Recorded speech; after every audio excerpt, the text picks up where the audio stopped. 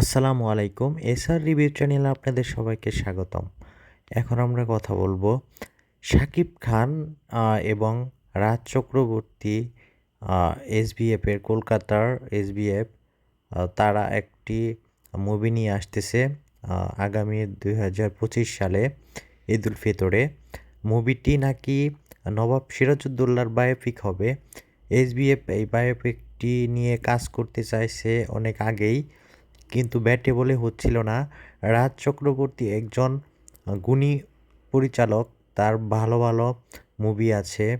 দেবের সাথে ব্যবসা সফল অনেক মুভি আছে। তো আপনাদের কি মনে হয় শাকিব খানকে নিয়ে রাজ চক্রবর্তী যদি নবাব সিরাজউদ্দৌলার বায়োপিক করে তাহলে কীরকম হবে? আপনারা অবশ্যই আমাকে কমেন্টের মাধ্যমে জানাবেন, এবং শাকিব খানকে নবাব সিরাজউদ্দৌলার ক্যারেক্টারে কীরকম লাগবে সেটাও আপনারা মতামত আমাকে জানাবেন কমেন্ট করে। আমার তো মনে হয় শাকিব খান যদি এই বায়োপিকটা করে তাহলে বাহুবলীর মতো কিছু একটা আমরা দেখতে পারবো। বাংলাদেশ এবং কলকাতার কোলাবোরেশনে একটা ভালো মুভি হতে যাচ্ছে। দেখা যাক কি হয়।